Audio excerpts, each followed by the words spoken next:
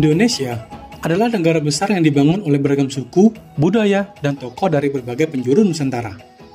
Salah satu kelompok etnis yang memberi kontribusi penting bagi negeri ini adalah suku Batak dari Sumatera Utara. Tak hanya dikenal lewat tradisi dan kekayaan budayanya, sejumlah tokoh berdarah Batak juga telah mengukir sejarah di tingkat nasional, termasuk dengan menduduki jabatan strategis sebagai menteri dalam berbagai kabinet pemerintahan, mulai dari era Pak Soekarno, Orde Baru, hingga masa reformasi. Kita akan sedikit menelusuri beberapa tokoh berdarah Batak yang pernah menjadi menteri di Indonesia dan ikut menentukan arah perjalanan Republik Indonesia.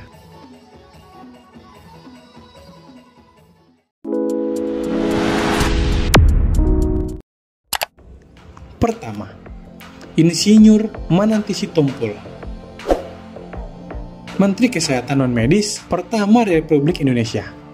Insinyur Mananti Sitompul muncul sebagai sosok penting, lahir di Tapanuli tahun 1909. Di tengah krisis agresi militer Belanda II, ia dipercaya menduduki kursi Menteri Pekerjaan Umum sekaligus Menteri Kesehatan dalam Kabinet Darurat bentukan Pemerintah Darurat RI pada Desember 1948. Uniknya, Insinyur Mananti Sitompul menjadi orang pertama yang menjabat Menteri Kesehatan RI tanpa latar belakang dokter atau tenaga medis.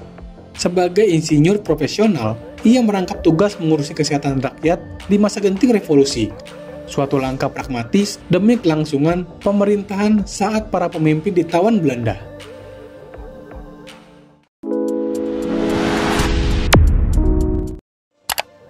Dua, Dr. Hadrianus Sinaga,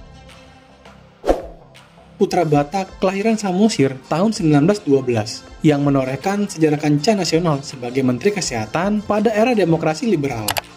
Dr. Hadrianus menempuh pendidikan kedokteran dan menjadi dokter bedah. Pasca proklamasi, ia berjuang di kampung halaman sebagai kepala kesehatan tentara di Tapanuli pada masa revolusi fisik. Berkat reputasinya, Dr. Hadrianus diangkat menjadi Menteri Kesehatan pada Kabinet Ali Sastro Midjojo II pada Maret 1956 sampai April 1957. Ia juga tercatat sebagai Menkes RI ke-6 menggantikan Dr. Johannes Leimana waktu itu.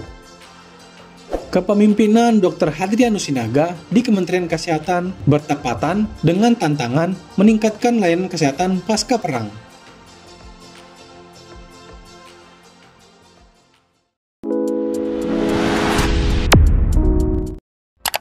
3. Tumpal Dorianus atau TD Pardede.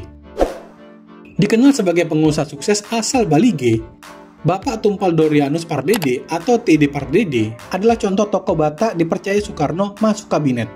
Lahir pada tahun 1916, Bapak Pardede merintis usaha dari nol hingga dijuluki orang Batak terkaya pada era pendudukan Jepang. Selepas kemerdekaan, ia membangun kerajaan bisnis di bidang tekstil, perikanan, hingga perhotelan dengan ribuan karyawan. Keberhasilan itu menarik perhatian Presiden Soekarno yang tengah menggagaskan konsep ekonomi berdikari atau berdiri di kaki sendiri. Pada 1965, Soekarno mengangkat TD Pardede sebagai Menteri Koordinator Perindustrian Rakyat Urusan Berdikari.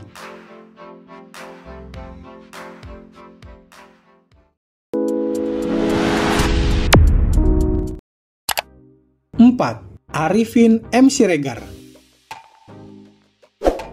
adalah seorang putra Batak Angkola, kelahiran Medan tahun 1938. Dikenal luas sebagai teknokrat di bidang ekonomi. Berbekal pendidikan tinggi di Belanda dan Jerman, meraih gelar doktor ekonomi tahun 1960, berkarir sebagai ekonom internasional sebelum pulang ke tanah air.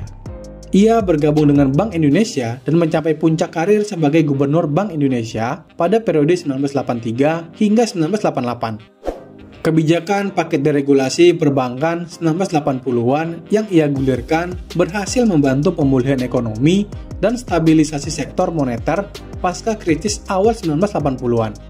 Atas jasanya, ia dianugerahi Bintang Mahaputra oleh Presiden Soeharto pada tahun 1987. Presiden Soeharto menunjuknya sebagai Menteri Perdagangan pada Kabinet Pembangunan 5 tahun 1988 hingga 1993. Kisah para menteri berdarah Batak ini bukan sekedar catatan biografis, tapi juga inspirasi bagi generasi masa kini. Warisan mereka bukan hanya jabatan yang pernah diemban, tapi pada dampak dan teladan yang masih terasa hingga hari ini. Mungkin informasinya sampai sini dulu. Terima kasih yang sudah menonton. Jangan lupa like, share, dan subscribe. Sampai jumpa di video berikutnya.